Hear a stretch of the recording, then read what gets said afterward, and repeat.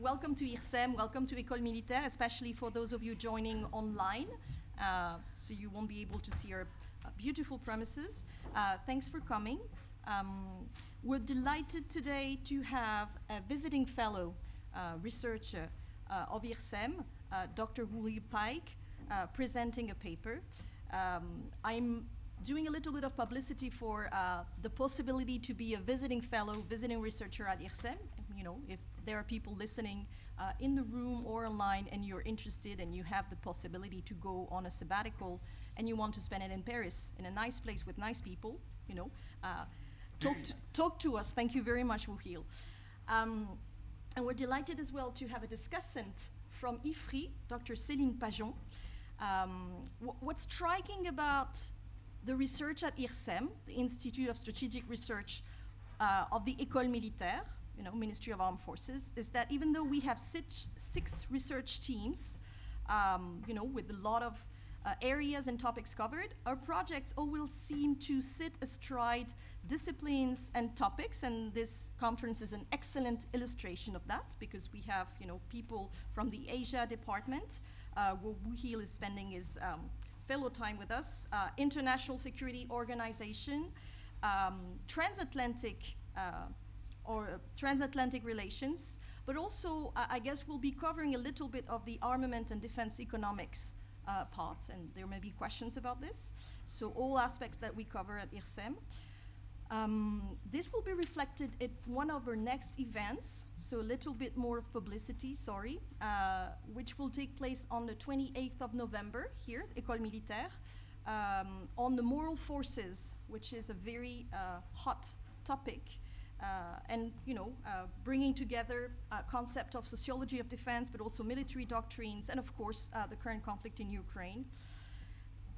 I am particularly happy to introduce today's conference, not just in my capacity as ISEM's director, but also for my own research interest and my own experience as a diplomat, because I happen to have been intellectually struggling with the topic we're going to broach upon today, the convergence between some Indo-Pacific security actors and NATO, for a brief paper I wrote over the summer that Wuhil Pike made me write in the wake of the Vilnius summit. But I want to quote and make a reference to another paper published by IRSEM over the summer as well by Dr. Amélie Zima, who's a European Security Fellow here, on NATO and war in Ukraine, limited role but reinforced legitimacy, question mark. You can find it on our website, and it's a very good one. It was one of my inspirations for my own research over the summer. I'm delighted also because this is really a regular subject of discussion, not just Wuhil, but also with other Asian friends and colleagues, especially Japanese colleagues. Not just because there is an idiosyncratic French vision of security in Europe and the role of NATO, but also because it's a topic that I think we need a lot of Asian vision on. We tend to discuss it in Europe. We tend to talk about the Indo-Pacific and Asian security from a European angle, naturally. So I'm really grateful that Wuhil is going to bring it up and give us, you know, more time, more data, more food for thought with his South Korean angle and Asian angle. And Wuhil happens to have studied in the US as well, so he has a very broad, comprehensive view of it. I'm interested in it because there are a few threads I'd like to, you know, throw, and let's see if that converges with what you were going to say. There's this convergence between some Asian security actors and NATO. At the same time, there's the emergence of those as security actors. I mean, not just Japan, of course, and we have a great specialist of Japan with us today, but also South Korea, which published its Indo-Pacific strategy late last year. So convergence at the same time as there is emergence. There's also the question of the connection between domestic politics in the four countries under scrutiny today, and especially South Korea, and their bilateral relations, and I think, of course, of South Korea and Japan. And this comes at a time when there are mutations in the multilateral architecture, especially in Asia, in the forms of cooperation. We've read a lot about the end or the shift in the hub and spoke system. So this comes at the same time, and it's of course related. And I think in this regard, the title of the conference, The Relations in Flux, is extremely well put and phrased. And also, of course, there's also the question of how these partnerships with NATO connect with those countries' relations to the US. So this is also a topic. And last but not least, the way NATO is used as a vehicle, sort of, a foreign policy tool for some of those AP4 nations. I think of Japan, which has channeled recently some financial aid to Ukraine through NATO. So not just a question of security architecture in Asia, but also a foreign policy tool. And my last point, I promise I stop here, but I'm fascinated by the topic, as you may have noticed. The fact that the connection between Asian security and European security today has been not just studied increasingly and analyzed, but it has become somewhat topical in the political rhetoric. It has become almost a totem, and to the point where it's subject to controversy if anyone contradicts this new, belief tenet that there is a deep connection between the two theaters, potential theaters. So this will be a fascinating presentation, fascinating discussion. And for the people in the room and online, please stay on, because we've managed to have a lot of time for questions, so we'll be able to interact. And I'm looking forward to it, so stay on until the very end. We have until noon Paris time. Let me say a few words to introduce Dr. Paik Woo-Heel. He's an associate professor at the Department of Political Sciences and International Studies at Yonsei University. He's also the director of the Center for International Relations, Aerospace Strategy and Technology Institute, Yonsei University as well. And you're the deputy director of the Yonsei Institute of North Korean Studies. I wonder if you ever sleep at all. No. Okay. That's what I thought.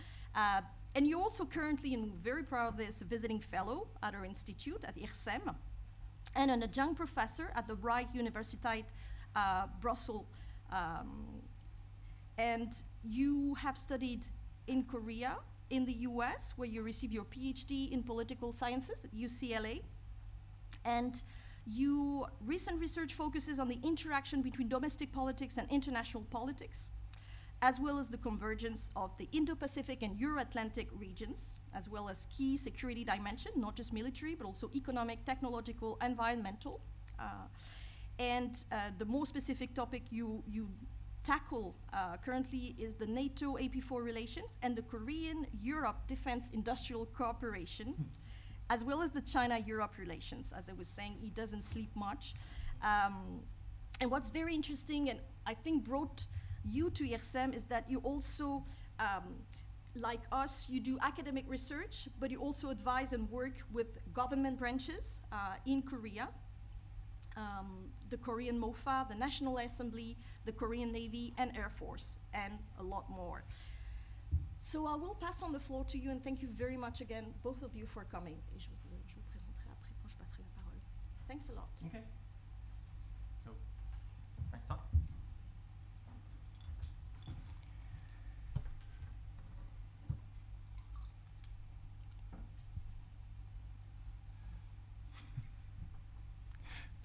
Do we have technical issues? Technical difficulties all the time. Online and offline, no. Yeah. Almost there. Yeah, it's a little bit. Yeah, a little bit. So The other way. Yeah, that's good. Thanks for bearing with us. Okay. Yes, fantastic. Okay, thanks, Marjorie.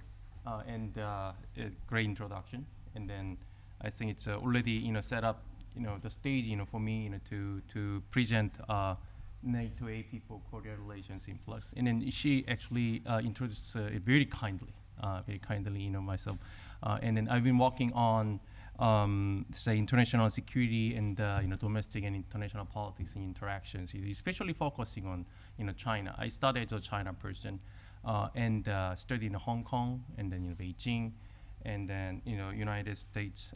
Just involved in the strategic dialogues and many other formats in the policy community. But I'm scholar, so just don't be too misunderstood in my position. Of course, I'm not representing the Korean government at all. Oh, okay. But this is our first conference at ISEM since the end of Bakang season. Yeah, I really surprised you guys really taking Bakangs, 1 month already, and that was pretty impressive to East Asia, and we have just 1 week of vacation for entire year. But I think you guys have really enjoyed your life, and then I think I'm becoming one of them, one of you guys, and then that's pretty nice. And then I really appreciate one more time, Director Marjorie Neselman, thank you, and then the others, and Wendy, and then Benoit, and then Lila, and then many other staffs, and then research fellows, to come over here. Okay, I prepared a comprehensive talk, on the change of global security structure in 2020s. Rather than focusing on a very specific subject. And this is look like specific topic, but this is not a specific topic. Actually, it's tip of iceberg to dig up a lot of things from across the policy dimensions, across the regions, and many things. So this is in academic term observable implication for understanding global politics. So that's my purpose. So this is not a peer review paper seminar. So this is more about open-ended debate and discussion for many things to come in coming years. And this is my intention. I'll touch upon multiple issues at the different level of analysis that revolves around this topic, the NATO-AP4-Korea relations in Flux. And these days, we are not doing a more time, peer review, academic article, but discussing world politics today. I think that fits the, the purpose of ISEM of Ecole Militaire here. Okay, let's take a look at some pictures. This is how it works. Yep. This is the last year Madrid, the first NATO AP4 meeting at the Madrid. Used to be the foreign minister level. The talk happened in the during NATO summit, but this is the first time to here's NATO General Secretary, Prime Minister Kishida, Prime Minister Aldrich, and Prime Minister Assent, and then President Yoon. And then the next year, this year actually 2 months ago already, and then there's a second NATO AP4 summit in Vilnius in Lithuania. So we actually see that this is 2 times, and then people actually were a little bit doubtful, how reliable or sustainable for this type of format, NATO AP4 format during the NATO summit. But I think this is becoming more like institutionalized. We will see this type of NATO AP4 meeting next year in the Washington, D.C. Next year is going to be the NATO summit in the Washington, D.C. And then, the 2 Koreas into Europe. If you can take a look at this, this is the, North Korean leader Kim Jong-un, and then, Russian, the defense minister Shoik. The picture was publicized a couple of weeks ago, and then the foreign minister Shoik actually visited North Korea, and then the North Korean leader Kim Jong-un actually showing this cutting-edge high technology weapons, especially missiles, to Shoik, and then actually pitching on the sales of the arm. And this is what's happening in the Korean Peninsula right now. And then you can see that this is the it will directly impact on the Ukraine-Russian war. All right. So North Korea, we can say becoming a pretty interesting actor, potential actor in the European theater. And this is President Yoon and then President Duda, Poland, and then Polish and the Korean president. Actually, they gathered together, had a talk, summit right after Vilnius summit, NATO summit, and then they actually discuss a lot of things, and especially defense industry cooperation, And as we know that South Korea is selling quite a bit of weapons. I will go into the details in the Poland and the Korean cooperation. And then you can see that the behind the scene is Polish war victory and the picture in the paintings behind it. These two, South Korea actually is entered already European war scenes, and then this is showing that those two Koreas actually already becoming an important player in the European security. And now we see these two pictures. This is the Bastille Parade. Bastille Parade, and then you can see that President Macron and then Prime Minister Narendra Modi, and then those the strong the Indian army soldiers making a very impressive marching over there. And then this India, France, and the India relationship, it's pretty interesting. They are directly related to this NATO AP4 and Korea relations in the Flux. How can we understand this in that framework? And then we have another picture. This is BRICS meeting. I think that it made a lot of noise during and after the summit. You can see that the China President Xi Jinping, and then Brazil, and then South Africa, India, Modi again, and then instead of President Putin, and then Sergei, the foreign minister attended. And then they actually declared that BRICS is going to expand to the I think 11 more countries, and then more countries to come. And then they labeled it as a global south. Global south. And how can we understand this from the NATO or European and then security convergence point of view? Before I start to the talk, and then NATO Secretary General Jens Stoltenberg has been repeatedly arguing the global security integration, and more specifically the convergence between the Euro-Atlantic and the Indo-Pacific regions, as the American President Joseph Biden, along with the Korean President Yoon Suk-yeol, and then Japanese Prime Minister Kishida Fumio, echoed in the multiple occasions. And then China and then AP4 countries have been changing the nature of the two regions' strategic interaction, more two-way rather than one-way. NATO in the Indo-Pacific, and then China AP4 and China in Euro-Atlantic. For the first time, the Vilnius Summit communique confirmed this strategic trend. The Indo-Pacific is important for NATO, just quote unquote, and given that the developments in that region can directly affect Euro-Atlantic security, we welcome the contribution of our partners in Asia-Pacific region, Australia, Japan, and then New Zealand, and then the Republic of Korea, to security in the Euro-Atlantic, including their commitment to supporting Ukraine. That's close 85. However, we know that France and then some other European countries might be ambiguous on the development of NATO AP4 relation in 2020s. So this is pretty complicated matter. So there are two analytical frameworks to frame analyze our the NATO AP4 and the Korea relationship. The first is security dimensions. And as we know, in the military, economic, technological, even political regime and environmental, especially those these first three are converging. Military security is not independent from the economic security and the technological security. I will go into a little bit detail later. And then security region also are converging. And then Indo-Pacific region and then Euro-Atlantic regions, they are converging with each other. And then many people say this is not the case, but many people say this is yes, as we just as I just repeated the NATO General Secretary's remark on the convergence. At the same time, these two the convergence of security dimensions and regions actually intertwined within a lot of the international political phenomenon.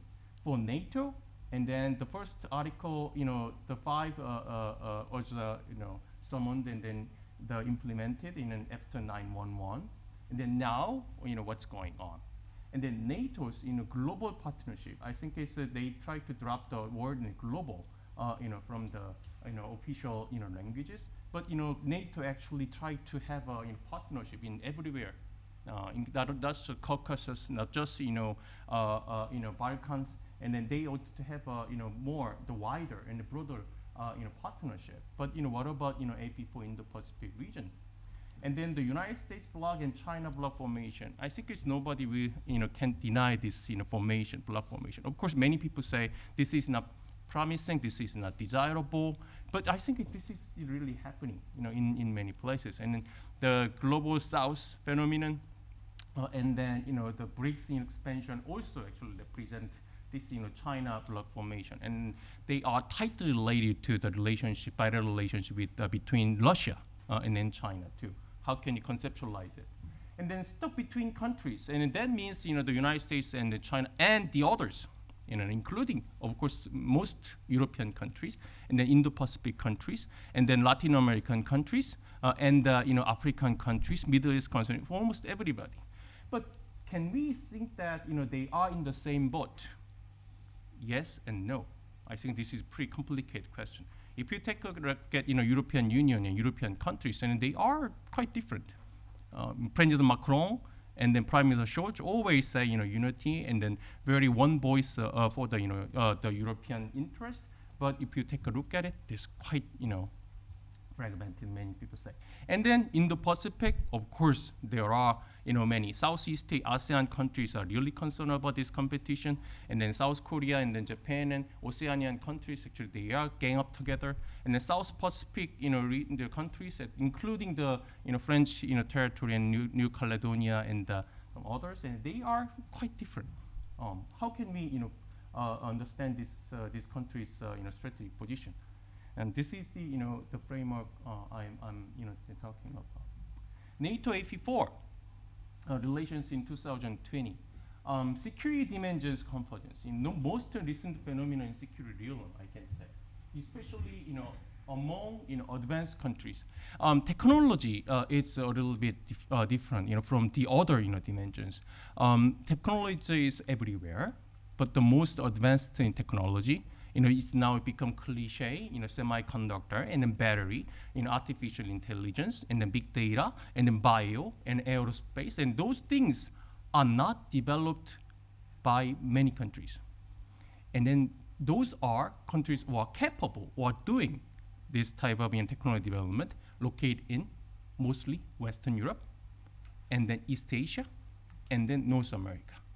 Okay, that means this most the recent phenomenon in a security realm, this emergence of economic and technology security, it's more likely the West versus China plus. And this type of convergence, and we can see in many cases, and then U.S.-China competition on semiconductor, and then I just repeat it one more time. At the same time, the current war in the Europe, and then that shows this real convergence. Not just the economic war, but also, not just military war, but also, economic war and technological war and everybody. And the actors are become more complicated. One of the good example is, SpaceX, their, Starlink system, they make a huge impact on it, on the war. And that type of things in a phenomenon shows this type of, convergence among these, security dimensions, military, economic, and technology.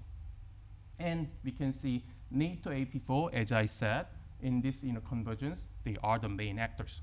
So they are communicating very closely. But at the same time, the other side or inside of even this grouping, China and Russia also playing a very important role. So they are actually converging and in many senses across NATO AP4 relationship. And the security regions convergence also. I think this is very controversial. And then that actually make a lot of people in Europe uncomfortable. And then the other way around, make people in East Asia and then Southeast Asia and then South Asia very uncomfortable. But as far as I understand, this is happening right now. No matter you like it, whether you like it or not, this is what's happening. And then this is interesting phenomenon. At the same time, It's another question is NATO, expansion to Indo-Pacific, or AP4 plus China expansion to Europe. This is a different angle.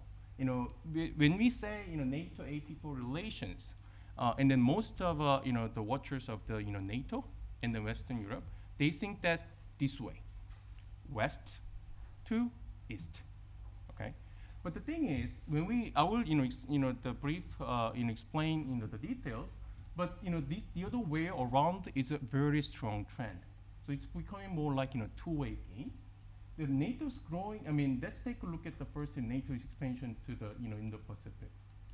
NATO's the presence in the Indo-Pacific region, it's not growing, to be honest with you. So many people actually concerned about, especially in China and then ASEAN countries, they're concerned about NATO actually expanding to and getting more involved in the Indo-Pacific, but it's not that clear, to be honest with you. NATO's concerns on China in the Pacific or Belt Road Initiative region are growing, as we see, and then this is vice versa, mutual. China actually concerned and warned NATO countries and NATO as a whole not to come to East Asia or Southeast Asia, right? But this is pretty complicated. Very hard to judge. The presence of the NATO in Indo-Pacific. But as Marjorie mentioned, NATO's individual countries actually have their own Indo-Pacific strategy. France, UK, and then Germany, and Czech, and then other countries, Netherlands too. They have Indo-Pacific strategy too. And then the contents are the policy, and then they are overlapping with each other, pretty much similar. We're saying, but are they really doing something in the Indo-Pacific regions? We do not know yet. But the one thing is clear is that the United States drive to form an Indo-Pacific version of NATO. It's not happening. And then Marjorie mentioned about the South Korea and then the Japan's rapprochement in the last months or so, a year or so, and that actually make a concern China to just encounter this Indo-Pacific version of NATO, but probably not. This is another angle of the influence of NATO. This collective security system in the Europe or Euro-Atlantic region can be transplanted to the East Asia or Southeast or Indo-Pacific region. Probably not. This is a little bit complicated too. But the thing is, in this, as I said, this outreaching, in the Indo-Pacific is pretty much limited to AP4, Southeast Asia, and then the other, part of, Asia is including the subcontinent and South Asia. The NATO's influence is pretty limited. The other way around, that's the, important argument, from, my talk. And we are very familiar with, to be honest, with this situation, right now. But what about the other way around? AP4 China's expansion, to Europe. But I just use the word AP4 plus China. But the thing is, China is the real starting point for the NATO AP4 development. If there is no China, and then just more growing, more the assertive, and then more power projecting China, AP4 countries don't need to come to Europe. This is the the primary argument from my side. And then we always say NATO AP4 is important, but some people say this is more like just rhetoric. But the thing is, AP4 countries really come to Europe, this because of China in Indo-Pacific. Okay, so this is the my primary argument. Of course, this came here. China came here, and by their needs to connect the two regions, and then of course, France and some other countries will be very weary about it, and then vice versa. And then of course, the United States pushed it very hard. Okay, and we will discuss a little bit about French strategic autonomy in this angle, but the United States is pushing it very hard. And of course, China. So don't forget, I mean, when we talk about the United States in the NATO AP4 and then Korea relationship, United States is always behind it. But at the same time, implicitly, very vaguely, China is behind it too. So this is not just the United States. My argument is China too, and then China is the primary region. Don't be misunderstood. I'm not demonizing China. China is doing a lot of good things to Europe, and we witnessed that. Now it's even UK Prime Minister. I mean, the Finance Minister go to the China for the economic benefits, and the France doing exactly the same thing, and the technological development, and then just many things. But at the same time, China is growing in political and military way. That actually concern Indo-Pacific countries, AP4 countries. At the same time, that push those countries to the Europe, for help. Okay, and this is Ukraine and the Russian war is another new chapter. As far as I am concerned, this is the first involvement by Indo-Pacific countries in any European war.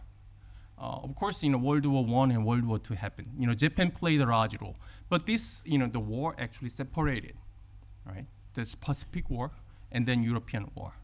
But now, this is the first time Ukraine-Russian war, as the Marjorie mentioned, Japan actually used NATO as the channel to finance or help Ukraine right now.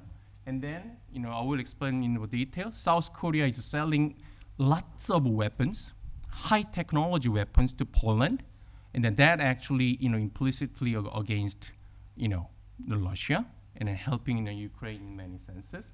And then the Australia actually sending their weapons to the Ukraine directly, and then we saw that paper drone actually they are playing a very important role in there too. So on and on and on. So it is first time, and then those AP4 actors from Indo-Pacific War they are actually influencing and playing a role in here. So what I'm arguing is this is two-way game, not one-way game anymore. Okay, let's get over this old-fashioned worldview of the West to the West, East, and then now the East to the West, and then this going together. I mean, this is very important the phenomenon, and that actually represented by NATO-AP4 and Korea relationship in Flux. So what's the role of Korea in this set of the two-way political interactions? Let's take a look at it.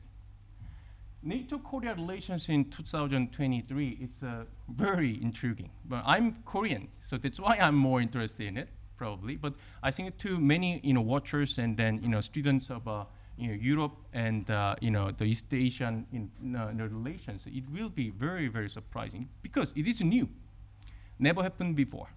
All right, let's take it one by one. Korea moves to Europe. Korea's growing presence in Europe. Korea is pretty okay economic actor. I think as many people understand. And then especially Central and European countries, Korea has been very good investors. And then battery, and then automobile industry, and on and on and on. But they are targeting Eastern, Central, Eastern European country for production to export within the European Union. At the same time, the North America and then Middle East. This is pretty much standard economic or both say political economic relationship. But now Korea actually going beyond the traditional economic cooperation with Central Eastern European countries, and they are actually going economic at the same time technological and military security. All right. So now Korea is doing interesting experiment to influence or be a really important or valid player in European security realm. Again, from Eastern and Central Europe first, of course, and then we can think about this pattern of the similar pattern with China. And remember again, I will explain a little detail, but just China is a starting point. And then probably South Korea is it's doing very interesting strategy. Quite similar pattern with China? Probably not. Different pattern. So we can discuss a little bit later on. And then China, South Korea actually tried get the very important deal with NATO in the Vilnius a couple of months ago. We call it ITPP, and along with Japan. ITPP is individual tailored partnership program, and then NATO-Korea actually agreed on 11 fields. That includes in military acquisition and procurement, weapons and systems, interoperability, and emerging disruptive technologies R&D, and then nuclear deterrence. So this is pretty comprehensive agreement on this the military security cooperation. So really Korea and Japan too. Japan has its own ITPP during the Vilnius summit, and then they are actually cooperating in the serious tone. Of course, we are not saying that the military exercise together yet, but it is the stepping stone for the in-depth more serious the security cooperation in many senses. But the thing is, it's not only the NATO as a whole, but also NATO individual countries for Korea. I will get back to that a little bit later. Next slide. And then South Korea really need NATO more. Why South Korea need NATO? In many senses, it's interesting. Let's take a look at one by one. So first of all, the United States push on the regional or global security convergence, and then the United States actually want South Korea as well as the other 3 AP4 countries in the European theater. Again, it's might compromise or contradictory with say so-called European strategic autonomy, but the United States really wanted to combine not only the European Euro-Atlantic region, but also and then in the Pacific region, two-way. Okay, before again the west to the east, but not now. It's more like the east to the west. Okay, and then the United States, as far as I understand, is behind this push, and then the United States actually invited, push the NATO decision makers, to invite these 4 the countries to the NATO summit, and then that actually worked quite well. Not very well publicized among European countries, but in other theaters, demand and regions, and then they are very well publicized and playing a quite important role. And then South Korea is the junior alliance partner of the United States, just like Japan, just like Australia, and then partly New Zealand too. So South Korea need to answer the call by the United States for this type. And the second is the South Korea really need capable partners. South Korea understand that South Korea cannot find a more viable, capable partner in the Indo-Pacific area anymore. South Korea need more partners, more capable partners. They are most of them are live in Western Europe and then Central Eastern Europe. So South Korea need to try to find more partners who can help or cooperate or work together in the many military realm, security realm, economic security realm, and the technology security realm. But the European countries are the mostly target, and they are there, or far away, but they can be very good candidate for South Korea. But at the same time, this AP4 format actually allows South Korea have another the venue for making some cooperation with Japan and then Australia and then New Zealand. As you know, in South Korea, Japan have a very difficult time, and then nowadays rapprochement and then just getting better and better, as we know. But still, they need some other places, some other regions to cooperate together. Okay, and then European theater actually allow these countries to work together and then improve or make a progress in their trust, mutual trust, for each other. So South Korea it's really need to go to the AP4 and the NATO summit, and the commercial opportunity also. Defense industry, it's just absolutely, necessary, and the strategic industry, of course. This is an industry of the nuclear, power plant, and all other energy sectors, and then green energy also sectors. And then high-tech industry, battery industry and a semiconductor industry, there are plenty of chances, for Korea, to do something in the European theater. And then, the fourth one is a nuclear tripwire. This is a pretty scary one, though. South Korea actually, have very difficult time to deal with North Korea, as we know, and South Korean, the decision makers and the public think that this Russia-Ukraine war, and if Russia is using, probably if we, I hope not, but using, low-yield tactical nuclear weapon against Ukraine or any other, nearby, the NATO countries, and then that actually, can, directly impact on, Korean Peninsula. If Russia use, the tactical nuclear weapon, why not in the, North Korea, in the Korean Peninsula? And then that actually directly related to, Taiwan Strait. And then China actually watching this Ukraine-Russian war very closely. Of course, that includes the nuclear weapons in dimension too.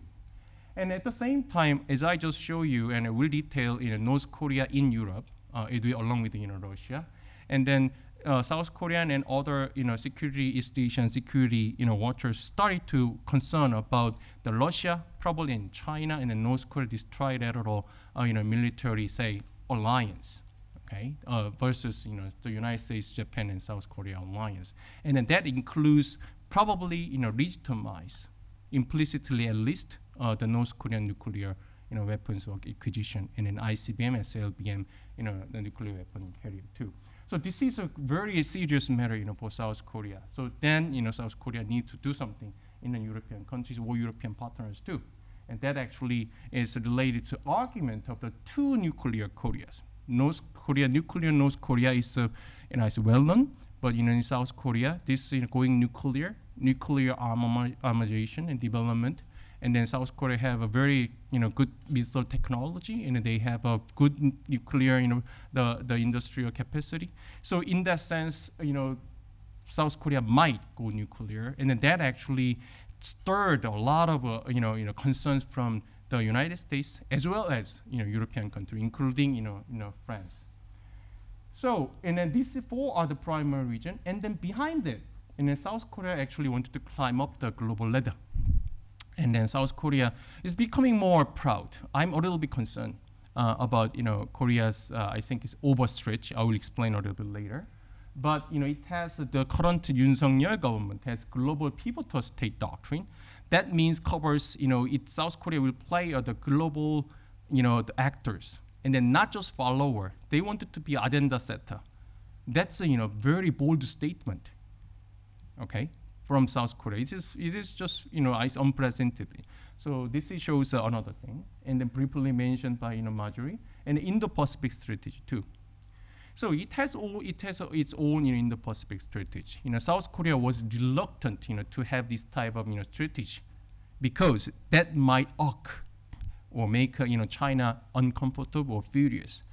Okay, but South Korea is doing it. And that actually shows that not just in the playing in the Northeast Asian theater, they want to do it in a global scale. And who are the primary target? I think it's Japan first. Then now it's a European country. Those countries in Europe, and then they are very capable. They are most like agenda setters. France trying very hard, to be an agenda setter along with the United States and China. But I think it's South Korea is trying to appeal, to those actors in France, and I think this is important regionally. But the thing is, can Korea take on such a daunting task? I think this is a legitimate concern for South Korea. Is it might be an overstretch, strategic overstretch. South Korea's state capacity has been growing, as we know, economically, technologically, and then militarily, and then culturally. But is that enough, for South Korea to go beyond East Asia and Indo-Pacific region to, Euro-Atlantic region? I'm not very sure about it. Okay, this is a legitimate concern, but they are taking all the risk, on all fronts. At the same time, what I found from my precious experience in ISEM École Militaire, and in South Korea understand the European and NATO political and economic and military dynamics very little. I mean, they are not very well understood, standing this and then without knowing their partners in depth, how can does Korea do this type of development of NATO-Korea relations? This is more like a learning by doing process. It's a high risk, high return type of experiment, and then this is anyways they are doing it. The first serious attempt is Poland. Let's take a look at it. Poland has become a very fashionable and trendy, country in South Korean and public media. And then Poland, it's almost every single day you can read the articles about Poland. I think even more than France, UK, and Germany these days. What's going on? This is very interesting because before Poland was not on the radar of South Korean, decision makers and public media. And then the most interesting the proper start to explain this growing relationship is a new pseudo alliance in making.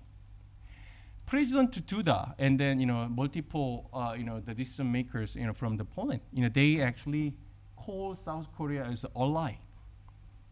Okay, how South Korea can be an ally of Poland? And then this is really happening is because South Korea's defense industrial cooperation with Poland, and this is a pretty complicated story, but make it very short, too long and very short. And South Korea selling a lot of weapons to Poland, and that's K2 tank, main battle tanks, and K9 self-propelled howitzer, and then FA 50 the light jet fighters, and then missiles, and on and on and on. And then that actually upgrade Polish military capacity very quickly. And of course there are a lot of things going on, finances a lot, and then more complicated issues, but they are what's really happening. Poland cannot buy the weapons from European countries, and the United States is not able to provide weapons on time. So Poland needs somebody else, and then out of Europe, out of NATO, community, the South Korea actually stepped up and then took opportunity and then provide all kinds of weapons against Russia. Okay. This is the interesting format. And then that actually make the president or other decision makers of Poland call or label South Korea an ally. Okay. East Asia country and then European country, Central European country form an alliance. Is it really possible? I think of course this is more it's of course it's real, but at the same time rhetorical praise for the South Korean cooperation.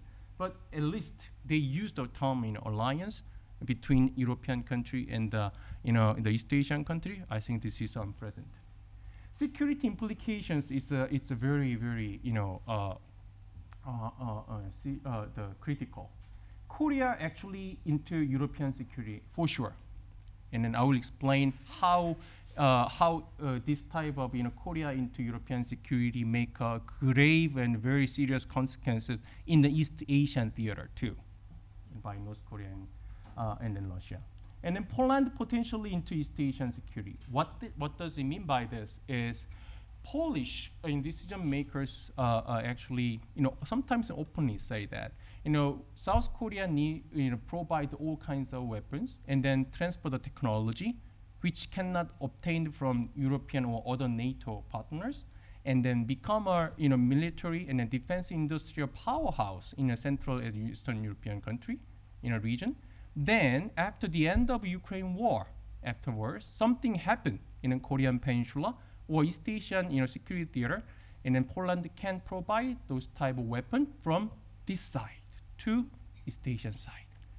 This type of very wild, imaginary, the reasonings and the logics actually now developing in a Polish, decision-making, group, and then they are deliver the message to the South Korean decision makers.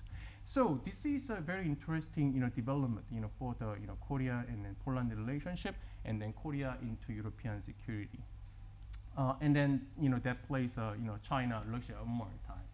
Poland actually from crisis to opportunity mindset. Poland actually tried to take advantage of this opportunity. It's very hard to say it's opportunity, the Ukraine-Russian war, Russian aggression to, Ukraine. But, Poland think that, this is a very good opportunity for Poland to, realize, their, political goals, ambitions, not only in the national level, but also regional level, and then global level. Especially regional level, EU and NATO, We know that Poland benefits from the EU a lot, but their status in the NATO system and European Union system is not very high. They wanted to be equal to the major decision makers in the European security and then economy and technology theater. And then this type of cooperation with outside of NATO or European theater, just like South Korea, can be the catalyst for Poland doing it.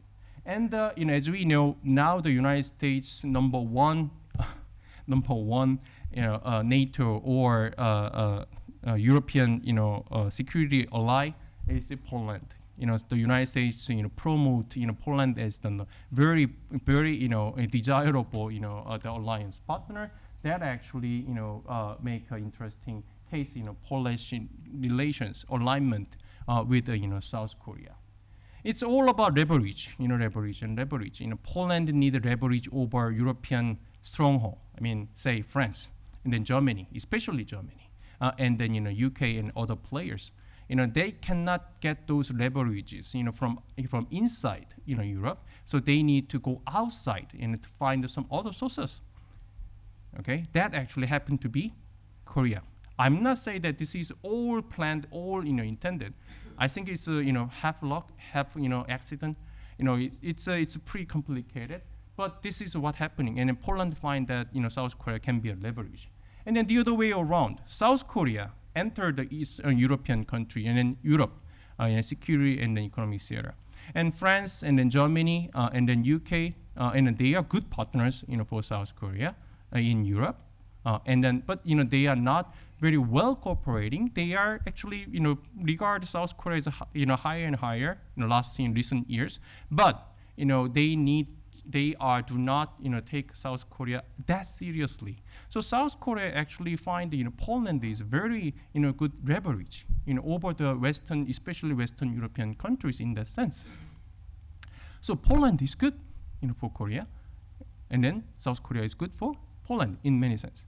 So this type of thing actually really happening. So I'm not actually exaggerating this NATO-AP4 and then Korea relationship are really developing. This is really happening in Central, Eastern European country. And then Poland, not just Poland, the other, Czech Republic, Slovakia, and then Serbia, and then other, Baltic countries, they are trying to develop the relationship with Korea and then Japan and other AP4 countries too. But I think it's a long way to go, but this is a very interesting experiment. But why North Korea? Now Korea and then AP4 country all the way to the European country, and then try to make some noises in the European theater, and then that actually can say backfire to the East Asian security theater. Not just South Korea, but also in North Korea to European security theater. Recently, South Korean President Yoon Suk-yeol now is attending the ASEAN summit, and then he openly warned Russia, and then do not, import the weapons from North Korea. That's violation of UN Security Council resolution, and then openly. This is unprecedented one more time. Okay. And then that means, the first, the picture I showed you, and then the North Korean leader Kim Jong-un actually showing all kinds of, the missiles, high technology weapons, to, the defense minister, Shoigu of Russia, and then they are trying to selling those weapons because Russia is out of their ammunition and their weapons, and just like in Ukraine, it's not just in Ukraine's problem. Western countries and including many other regions and the countries in the region, and they are providing all kinds of weapons to Ukraine, and then Russia needs somebody who can provide weapons to them too. China might be, but if China cross the red line, that's going to be a really big problem, for European and the China relationship. So you can touch upon it, but the North Korea is emerged as a very capable weapons provider, for Russia. So we will see next week, the North Korean leader Kim Jong-un will probably visit Vladivostok or even Moscow, to have a summit with President Putin, and then they make some sort of deal. Probably they won't announce, But if we can track those weapons sales, that may be happening right away. South Korea to Poland, and then North Korea to Russia. What's really going on? And then that actually make East Asia and security more unstable. Russia is back in the Northeast Asia. And Russia is largely absent in the last about 2 decades or so. Russia was busy to deal with the European front, and they were not capable doing something or any type of influence in the Northeast Asia. But nowadays, Russia is back to the Northeast Asian security theater. So the North Korea ammunition missiles, and then Russia's nuclear engine submarine, or satellite technology exchange might be happening. And then some people are concerning probably potential joint in military exercise North Korea, Russia, and China. That actually be a game changer. It is because China, I'm not sure whether China will join this type of military exercise, even in the East Asian theater, and then that actually connect China and then Russia at the same time in the same boat. It's not just alignment; it's more like pseudo alliance over there. Okay, including North Korea. That actually goes to European strategic thinking, how to perceive China in not only Indo-Pacific but also European theater. So consequences of that European war, Ukraine-Russian war, actually unexpected. But now we can think that this is logically reasonable, more intertwined, and then ongoing war of the Macron. Macron actually remarked on 2 weeks ago, I think it's August 25th, into the ambassadors meeting, avoiding quote unquote avoiding partitions of the world is a simple concept, meaning that we are preventing a narrative saying that it is your war, you Europeans, you are not involved. For all the reasons I have set out, this war is one which affects the entire world because it impacts our ability to uphold international law, our principles, and in particular the integrity of our borders. So meaning that this, it's a even France president actually think that this is more integrated or converged in many senses. Okay, Europe's position. I think this is Europe first mindset. The America first, Europe first, and Korea first, and everybody is doing exactly the same. But we can think about this strategic autonomy from the United States in the in relation with the NATO AP4 and the Korea relationships development. And of course, including France, some countries in the Europe, and then they actually, point out that geographical limit of the Washington Treaty. It is a Euro-Atlantic treaty. Of course, it's not Indo-Pacific. Their theater and then their regions are not included. But I'm not saying that the European troops go all the way to Indo-Pacific, or the East Asian troops all the way to Europe. No, I'm not saying like this. But this type of geographical limit, is it really working in the era of the two convergences of security, right? Dimensions and the regions. And I observe from the Paris and then Warsaw and then the Brussels, there are some internal cleavages on NATO AP4. Western Europe and the Central Eastern Europe have different ideas. And then North America, of course. North America and Central Eastern Europe have more aligned in this relationship. And then some people can say that this is vested interest in the European security community, and then emerging interest in the security, the European security too. This internal cleavages is going to be a big problem, for European, say, security unity, which is promoted by President Macron. And then fundamental questions on these strategic perceptions. Again, Russia and China in the same boat. China is the starting point here.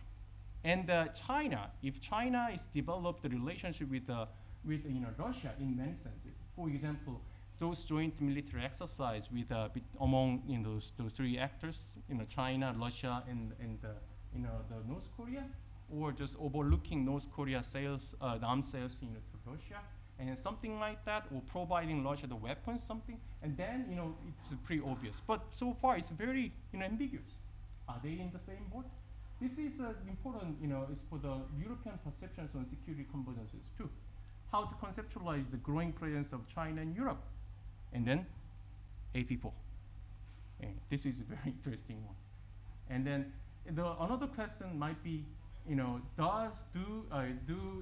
the NATO countries have consensus with AP4 on these important matters? I'm not sure. So this is open-ended question. So the European countries need to take AP4 China and India as a package, not a separate actor. How to deal with the security dependence on the United States? It's tightly related in dealing with China and Russia as a tandem. United States and China act as a tandem, for the security convergences. But at the same time, China and Russia play as a tandem right now. And then recently, NATO, communique, the other, the European, the leaders openly, concerned about their alignment or pseudo-alliance between these two actors. Then change with everything. And still, the tyranny of distance really valid. Not engaged in the Indo-Pacific conflict, and then not included and the influence in Euro-Atlantic security. Is it really possible? The distance actually prevent everything? I'm not sure. In their era of security convergence, cherry picking is really possible. And I'm not talking about, sarcastically talking about, some European countries, but also Korea, Japan, and Australia too. You cannot just allow, those countries to cherry pick. And of course, the United States is trying to cherry pick too. So how can we do it? Right.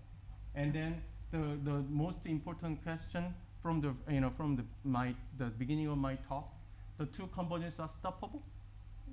It's a really big question. Okay, I think this is pretty much it. And then open-ended conclusions, and I don't need to have. Oh, last one. From the west to east, at the same time, from the east to west. This is now it's a two-way game, not it's only one-way game. And this is security convergence is really happening. So how to deal with it or how to slow down it? I think this is a big question for NATO-AP4-Korea Relations in Plus. Thank you.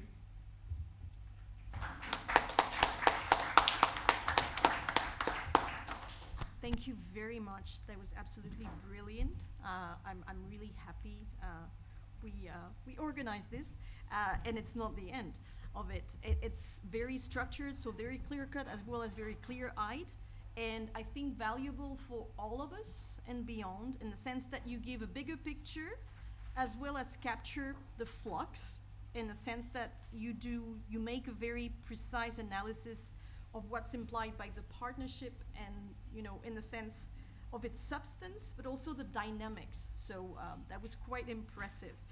So I can't wait to hear what Dr. Pajon has to say about this. Dr. Pajon, thank you very much. We feel very privileged to have you with us today. Thank you for coming to École Militaire. Céline Pajon is head of Japan Research at the Center for Asian Studies of the French Institute of International Relations, the very famous IFRI, where she's been a research fellow since 2008. We're very lucky to have you. She also coordinates the research program on the Pacific Islands that was recently set up last year, if I'm not mistaken. You're a senior researcher as well with the Japan chair at the Vrije Universiteit in Brussels, and an international research fellow with the Cannon Institute for Global Studies in Tokyo. Your area of expertise is Japan's foreign and defense policy, as well as geostrategic dynamics of the Indo-Pacific area, including the position of France and Europe in the region and their policies vis-à-vis the Pacific Islands. And I believe you recently published a paper along with Woo Heel, a joint paper that I really recommend, on the Pacific Islands and the position of South Korea and France there. You studied at Geneva, Sciences Po, Lyon, and also at Waseda in Tokyo and Osaka University. The floor is yours. Thank you so much. Thank you very much, Marjorie, for the very kind introduction, and thank you for the invitation. And again, I apologize for being very, very late this morning. So thanks so much for being patient. Yeah, I really enjoyed your presentation, Royel. I think it was really brilliant and very comprehensive. You said a lot of things, so this makes my task very difficult in a way. I don't know exactly how I can I can bring very original elements, but I will try at least to sum up some of the things you brought up and raise some questions for you as well. And I guess I would start by, saying that sitting here in Paris, this question of NATO AP4 or NATO engaging with Indo-Pacific or looking at China is not consensual at all, because and you explained a little bit about the French position on it. And you can hear a lot of different arguments, pros and cons, of NATO dealing with the region. And I would like to go through this argument very quickly and then to get your reaction on this. So I will start with the cons because we're here in Paris. So a lot of people say, well, if NATO goes to Asia or look at more in Asia, it would raise actually the security dilemma in the region, as you explained. It would raise the tension and maybe fuel a more arms race. It would provoke maybe China, as Russia in the Russian narrative have been provoked by the NATO expansion to the east, and would contribute to building blocks in the region. But and I concur with you on that. It's already the case. Actually, another element is that NATO engagement with AP4 might fuel tensions without actually providing tools for these countries, AP4, to deter or to address these new tensions that could be raised vis-à-vis China or Russia.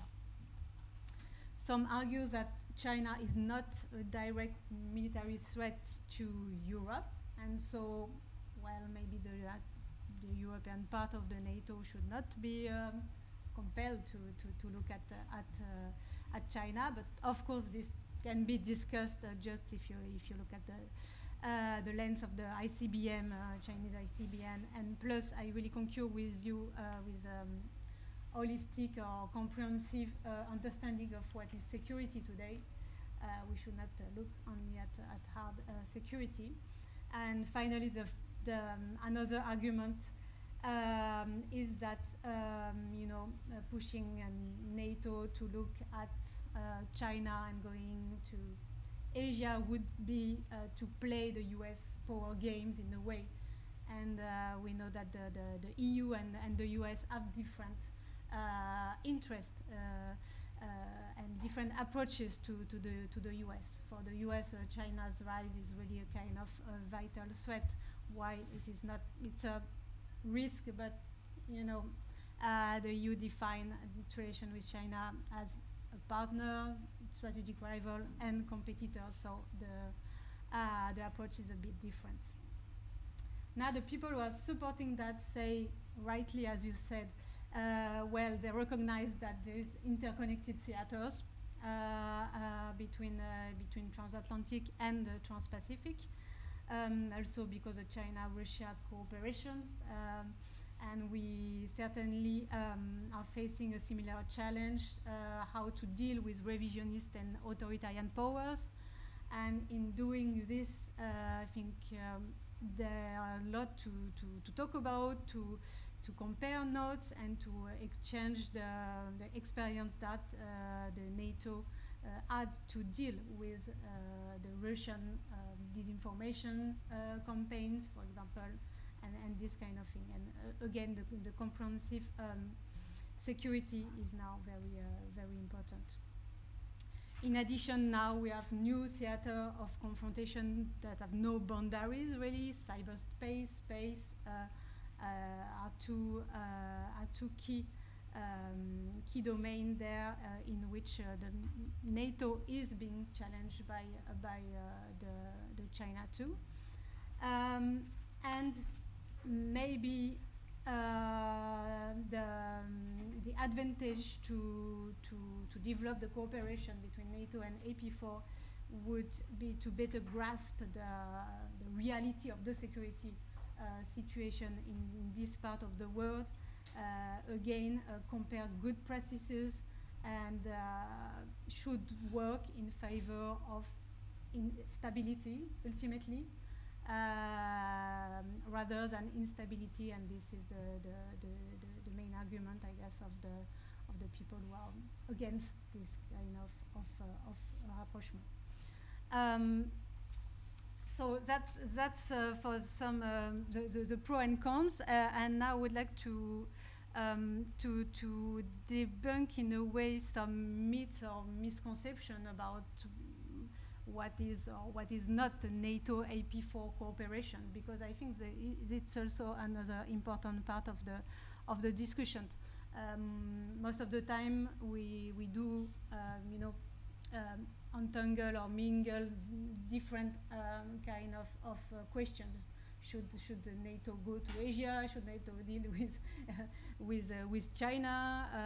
How to work with its partners and so on. So it's not making also the discussion very easy and very clear. So I will try to explain what is not the NATO AP4 cooperation in my view, but again, you're welcome to correct me if you don't see the same. I think NATO AP4 cooperation is not new, first. We know that NATO have been operating in the Indo-Pacific, was not called this like that, but since at least the Afghanistan operation, there have been also international operation against the piracy in the Gulf of Aden, and in both contexts, Asian partners joined the efforts and supported the efforts in several ways. So it's not really new, and NATO has adopted this new concept in 2010, and in this concept is recognized the importance of Asian partners and of institutionalizing this partnership.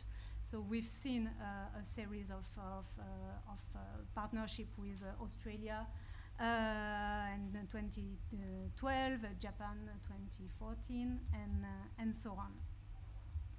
And since then, it entails different things, including the participation of the AP4 to some of the NATO ministerial summit, or the participation to some exercise, tabletop exercise in Center of Excellence regarding cybersecurity in particular in Lithuania. So what we see, as you describe in recent years, is just a step up, an acceleration of a process that have been going on for some time right now.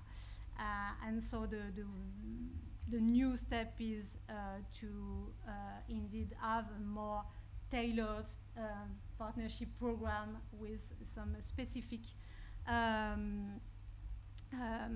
priority areas for cooperations.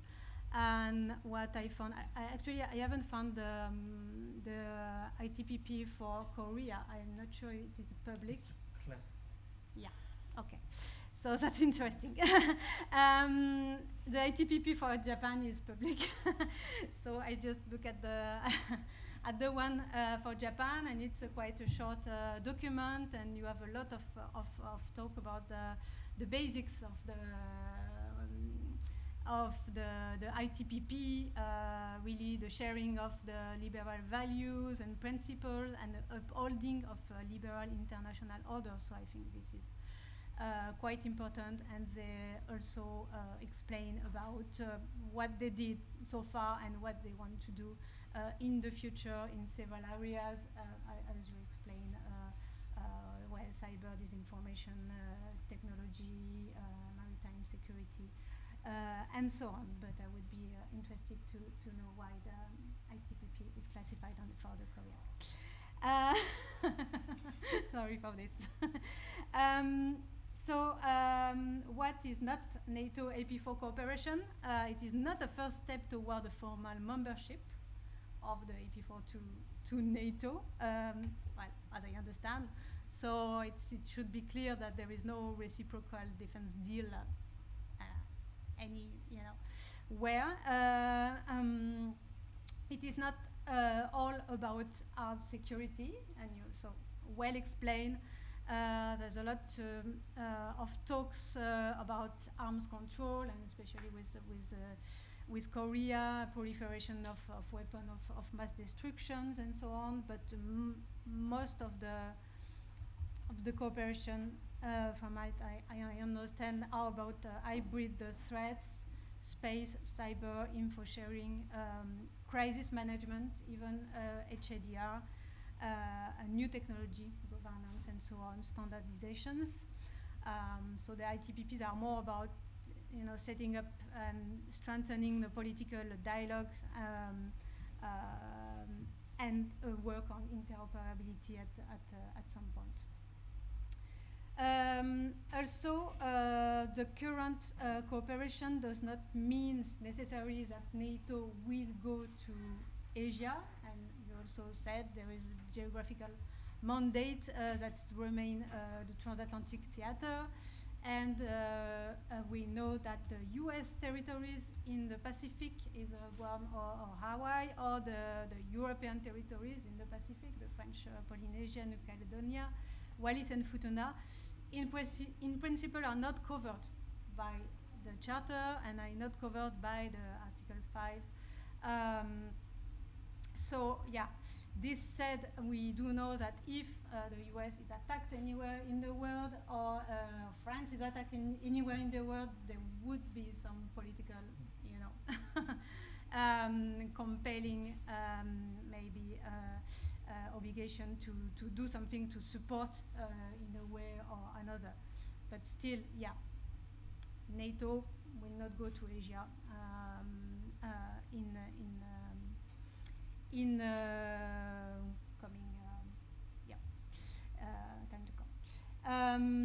It is not also an alignment on the US priority on China, and I explained also a little bit on this. There is no internal consensus about how to deal with China within the NATO members, and there is a big gap between the US and China. And so following that, and building on my two last points, NATO won't go to Asia and not an alignment on US priority, I would like to talk a little bit about the French opposition, at least President Macron's opposition to the project of opening a NATO liaison office in Tokyo. I think this position is not really surprising when you know how the French, traditional relations with NATO. It reflects really the conservative vision of the NATO geographic mandate, and also the focus that the President Macron is putting on building up the European strategic autonomy, and not, being seen as just following also the US regarding China. This said, France is not,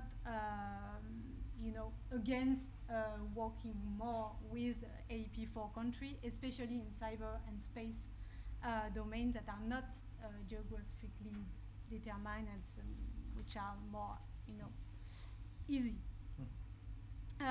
So I think to explain, why President Macron went to the media and said explicitly, we are not supporting this.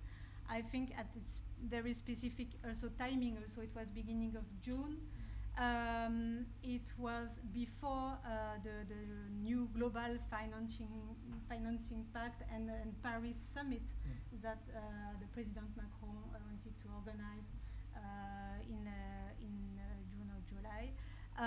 And he wanted to make sure, I think, that the Chinese would participate in this very important summit. So I think it was a kind of way to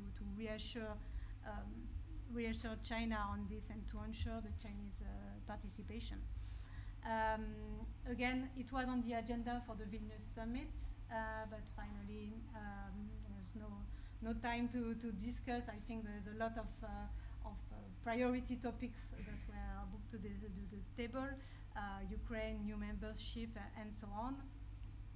And it would have given maybe very high visibility to this kind of decision to set up a liaison office in Tokyo. So maybe later on the discussion will go on, and but you can also weigh in. Maybe France would maybe change his mind and look at how things are presented, and to be sure that it's very kind of low profile. And I mean, just putting a liaison office in one country is not a very provocative signal. Depends on who you are talking to, but anyway.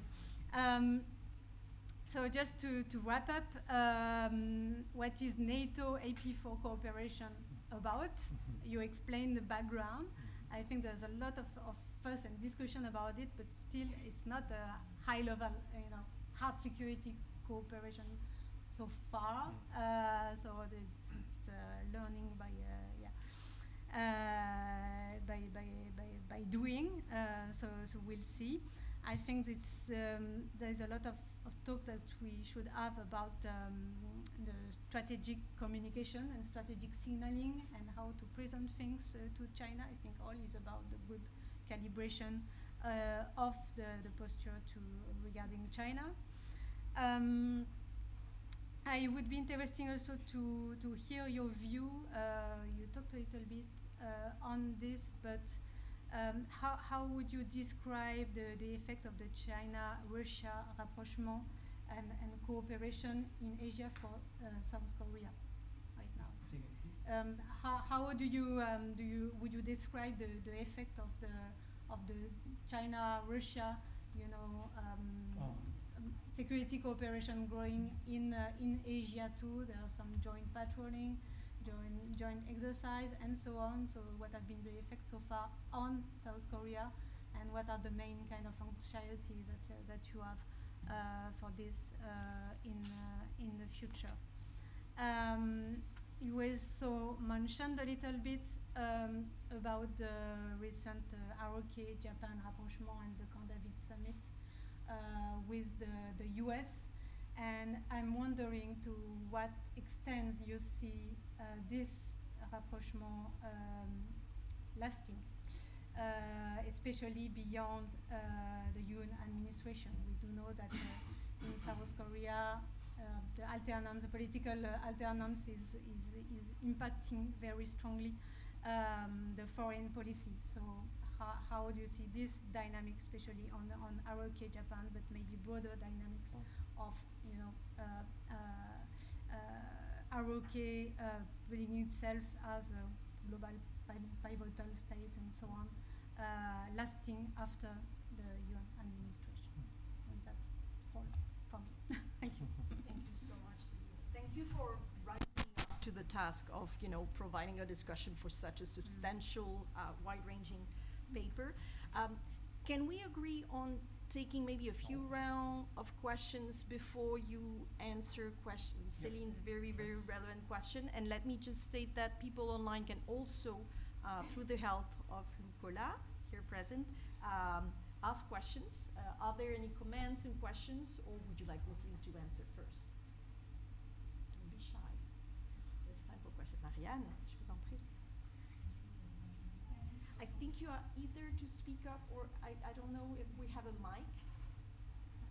Yes. There it comes.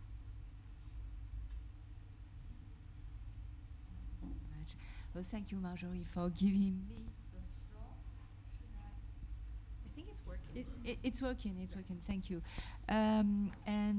Yes, and thank you for these two brilliant presentation and commentary on quite an interesting topic and very new and a little polemic. We heard about a lot of commentary about NATO and East Asia, NATO and Indo-Pacific. And I won't elaborate too much, but I had a very, very blunt question, as usual. You didn't mention, Voipol, neither Celine, the question of Taiwan and the South China Sea.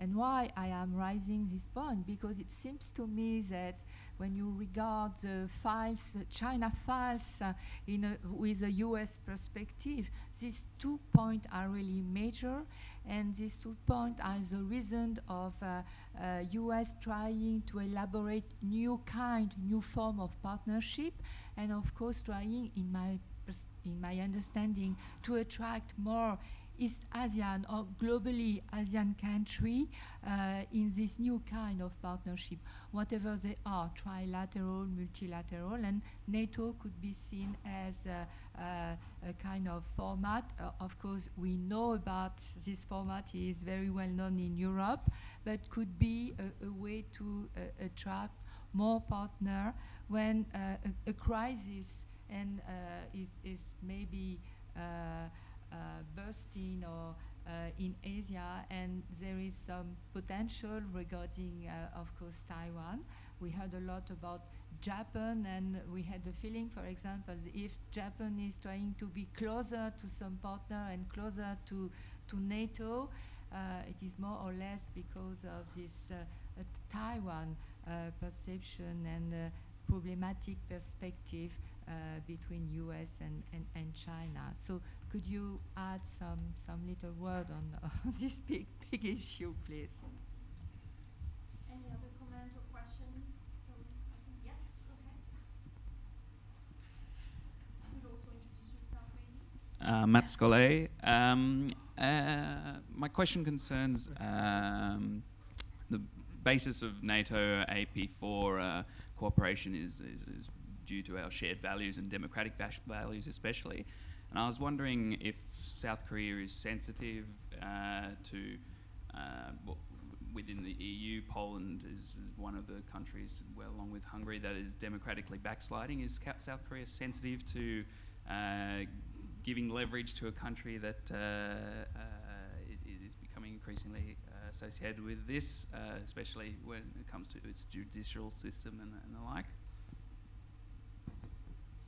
Anyone else? And then I think you have enough on your plate for now. Yes? There's one. Hello, Okay. yes, I got Oh. questions now or later. Well, go ahead for the first round. Sure. So I have a question and a comment by a research fellow working on European security. So first, beyond the divisions between members, what is the legitimacy of NATO, a territorial organization for collective defense, to intervene in the Indo-Pacific region? So what legitimacy it has? Yes.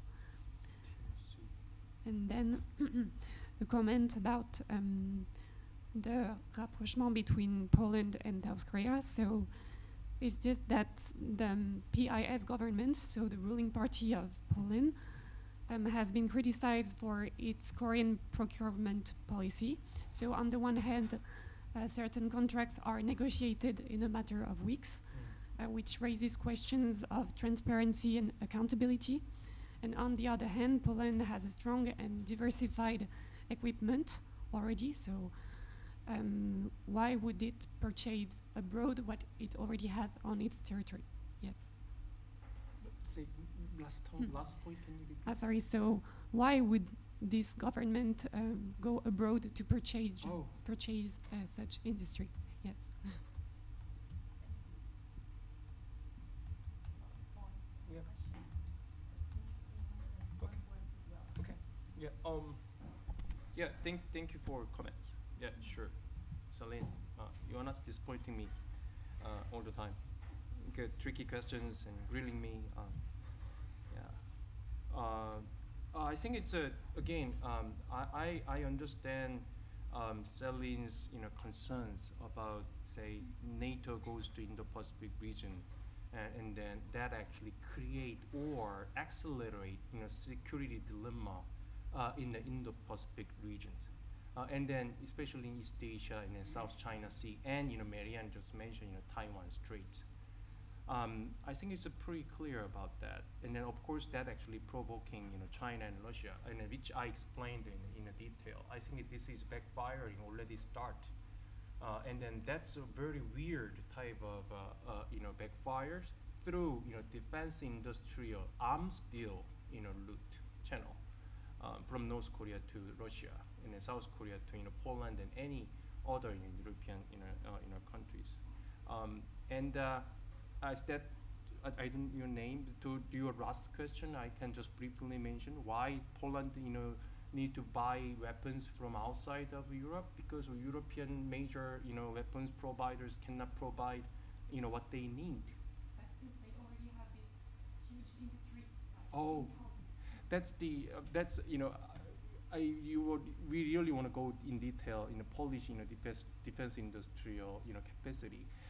They have enough capacity to produce, say, or probably third tier level of technological oriented weapons. Say they can produce the self-propelled howitzer, but they need to get the license production from South Korea for those the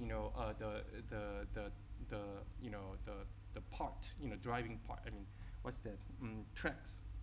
But they need to import those cannons from the UK. They assemble, and then they actually the price is very high, but the quality is just okay. So that doesn't satisfy Polish standard for the military weapons procurement. That same goes for the light jet fighters. If they they will get the F-35 from the United States, and then pretty soon, and they will, but they need to get filler, but they cannot produce jet fighters at all, and then they need missile technologies too, and then they need tank. The Germany cannot provide those tanks, and then the United States actually promised to provide those tanks to Poland, but it will take like decade. So Poland really needs somebody who can provide, and that actually same goes for Poland as well as most Central and then Eastern European countries. That actually going back to the point is, it's now the European countries is buying the weapon from East Asia, including South Korea, and then Russia is buying the weapon from North Korea. And then that type of thing actually, developing even more security dilemma European theater, and then that actually, the provoking and then developing the security dilemma in East Asia or in the Pacific theater for sure. But can we control or just stop it? I mean, this is another question. It's not desirable. Many people say security dilemma is a stupid thing. We all know, but security dilemma always happen, right? But this is another interesting, more like, hopefully outlier type of, channel, to push, accelerate, the security dilemma. Taiwan Strait also, Marian actually mentioned about Taiwan Strait. I don't think, NATO European troops will go all the way to the Taiwan Strait, defend Taiwan, and then the other way around. I think I already mentioned it. But, it's hypothetically, what if Taiwan Strait, a war between the China and Taiwan, that means Taiwan plus the United States and then Japan, and potentially Australia and then South Korea happen, then what NATO countries will do? Okay, and then that actually connect this very wildly imaginary scenario for Poland, provide weapons to South Korea, Taiwan, and then Japan in the future. Something like that. This is hypothetical, but this has become more like plausible scenario, for NATO's engagement in the Indo-Pacific or the other way around. So this is a really big concern, for I think everybody. And then China and then Taiwan, I think China exactly understand the logic, so they really want to restrain themselves, from entering the European theater from security term. I think this is a very wise move. But how long China can restraining itself from entering European security theater? This is a big question too. They will pushed by the United States in everywhere, to be honest with you, and then they will need somebody or some really reliable partners, just like AP4 countries try to find a reliable partner in a European theater, and then China will do exactly the same. And a handful of potential candidates for China, we know, Russia, Iran, Saudi Arabia these days, I don't know, but North Korea, and probably Venezuela. Brazil has a different idea right now about China. Even Lula actually have a different idea right now. So this is pretty obvious, and then nobody wants to discuss about it openly. It's more like put your head on the sand and then not to see. All right. So I think this is how it really works. So again, I'm not arguing that NATO troops go to Indo-Pacific or the other way around, but many the dynamics already in position, from the east to west and west to east. Okay, this is what I'm talking about, and that actually answers your questions. NATO and AP4 country cooperation is limited. It's more like a new emerging security dimensions arena. Say emerging and disruptive in technology. And that actually including aerospace space security, and then cyber security, disinformation issue, and then other say biological COVID-19 type of issue, on and on and on. But if you take a look at those weapon provision in the Ukraine-Russian war, this is not the case. Again, I just show you. The Korean the defense industry provide weapons to Poland and other countries. Remember, always European countries say number one was I think is Germany, 2 France, UK, Italy, Spain. Those 5 countries sold all those weapons to Indo-Pacific countries before, and then still occupy a large chunk of the military procurement market in Indo-Pacific, along with the United States. But now it's a different story. Okay? And then Russia is at least temporarily disappearing. Russia is about 11 to 12%, even probably 15%, in the entire global military procurement market. And then they are selling lots of weapons, sold a lot of weapons, now selling to still to India, in Vietnam, and in other countries. And then those markets will be wide open for the other countries. Of course, that includes France and other countries in Europe, and then South Korea, and then not many countries. So it's more intermingled, and then that actually opens up the AP4 country. Do you think Japan will be just stay there, not selling their weapons to other actors? They have domestic constraint in the binding law prevent them, and they actually relaxed, and they will probably abolish in the near future. And then Japan will be a really strong actor in the defense industrial market.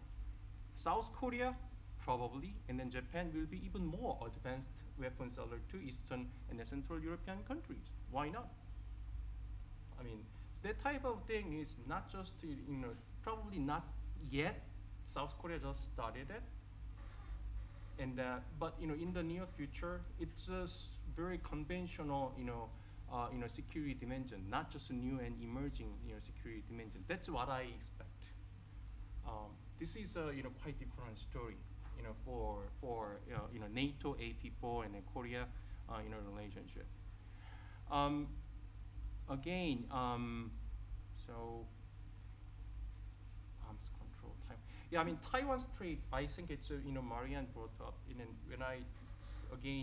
if the United States, alignment, about how to deal with China, Selen actually rightly pointed out, I totally agree with you. No consensus among NATO community, as far as I am concerned. I mean, I observed the, time in, owing to the, appointment and ISEM, but, I think it's no consensus at all.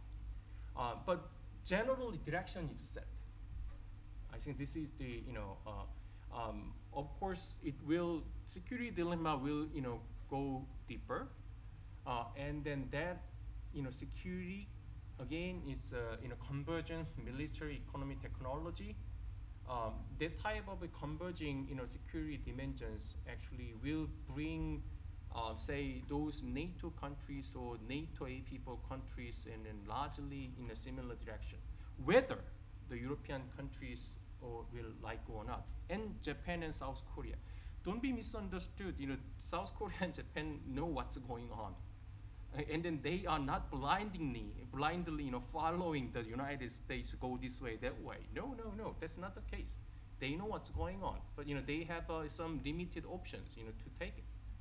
And then the United States and then European countries will have the same, the debate and negotiation, short term. So then the question, go back to my thing. China is the starting point and an ending point. How to deal with China, and then how to deal with China and Russia as a tandem, and that's a big question for Europe, and then for Indo-Pacific country, and hopefully China can restrain itself from just dealing with Russia in that's how I understand. And the Korea-Japan rapprochement. This was very surprising, but I personally expected. I know people in the inside, the decision-making process, and then my sense was it's all about Japan. Yoon Suk-yeol government actually from the very beginning, the diplomatic agenda is set on Japan, and Japan. If they think that Japan is become more friendly and then more cooperative with the South Korea can do a lot of things in their mindset. Current presidential office, and then those security advisors, and then that actually really happening. And then Japan, cannot prevent for South Korea from doing many things in global theater, but they can say no to many. And then in a very the derogatory way, manipulate many actors not to cooperate with South Korea. Not only in the Pacific, but also I think it's an AP4 format in the NATO too. But I think it's a great move for South Korea to have a better relationship with Japan, and then that actually become a cornerstone for South Korea, this current government, to step up in other theaters, including NATO and the European theater, and then Southeast Asia, and then South Asia, and then India too. So this is a cornerstone. So I think this particular government will maintain it, but again, Selin is very right. South Korea is just like the United States, is very polarized, and then those conservative party and then the progressive party have very different view. But the thing is, on the security matters and then defense industry type of thing, and then the previous government and the Moon Jae-in government were all in the selling the weapons to others. And then this is a little bit complicated, and then they might the break the relationship with the Japan again if the progressive wing presidential candidate win the election. But I think it's 3 years, and then they will provide I think it's more like an institutionalized or stabilized relationship on NATO-AP4 relationship, and even progressive party win the election next presidential election, that might be a little bit hard to break up. But if they break up and deteriorate the relationship with Japan one more time, the cornerstone is gone for South Korea in security. So this is a very big issue for South Korean the foreign affairs and foreign policy dimension. But I think it's even more concern is Trump presidency. If the next year the election is going to be, South Korean presidential election is very important, but I think this American presidential election is even more important, or is a deciding factor. And then if Trump become president, I'm very neutral, Trump or Biden in this sense, but that will change everything. And then that actually might push the European countries to be more autonomous, strategically, and then forced to be autonomous. I'm not sure it's a really viable option for European countries or not, but I think Japan and South Korea will have a very similar problem with the United States. Again, I think this is all combined. Not just South Korea, and then Japan actually have a similar issue in Australia, and then Taiwan. It's a big issue. Okay, and then let me let up with comment on China. I think we don't need to, again, I'm agree with, French, approach to, China. We shouldn't, demonize China. Again, China making a lot of trouble for so-called, advanced country, Western country, and then China actually is doing what they are supposed to do as an emerging great power. I think we witnessed in the entire human history, and especially in modern history. Okay, World War I, think about Germany. World War II, think about Germany and Japan, and then on and on and on, and then now we are having China, and then China doing what they are supposed to do. That's what I'm thinking. But it's accepting what they are doing as a legitimate foreign policy action is a different story. Other those established interests, say the United States and the Western country, which might include Japan and South Korea, even Taiwan, is a different story. This is a pure power struggle, right? Whether positive or negative, this is the fact. That's what I'm thinking. Then, from the the NATO AP4 point of view, then how to deal with China is the key. How to perceive China is the key. I think France is doing very good job in the striking a balance, but how long France can do without forming French bloc? You know what I'm saying? Not United States, American bloc, not China bloc. I think it's French, bloc must be formed, to assert its own, the foreign policy agenda, including the NATO AP4. That Japanese colleagues were very upset, when the France actually, blocked this, NATO liaison office. And in fact, there was just only one person will be there. There was what I've heard. It's very symbolic. But is it really South Korea, Japan, and Australia as permanent, the representative? That's the ambassador to NATO. Okay. We are already in it. But what about the other way around? NATO ambassador to Japan, South Korea, or something like that. France was the the country in charge of the NATO affairs in East Asia. That's what I heard from, I think, last year, and doing it. But it's always the other way around. Japan might demand it, and then China will be furious. This type of the chain reaction will go on and on and on. And then how to stop it? I don't know. Can we stop it? Or do we really need to stop it? That's also another question for everybody else. Okay, thank you. Time is almost up. Is there any other question, comment? We've heard a lot. I think we should have planned for a whole day. And thank you. It sounded more like a master class than a conference, actually, we feel. We're very happy, and we feel very privileged. Merci beaucoup de les mettre en ligne. I don't know. There is another question. Oh, that's Amélie Zima I mentioned, yeah. This Do you is want to read them and briefly answer so we can wrap up and let everybody go for lunch? Amelie. Okay. 2 comments. Beyond the divisions between members, what is the legitimacy of NATO territorial organization for the collective defense to intervene? Oh, I think this is it. That's what you read. Oh, okay. That's not your question. Oh, okay, okay. No, I don't. You can throw. Ah.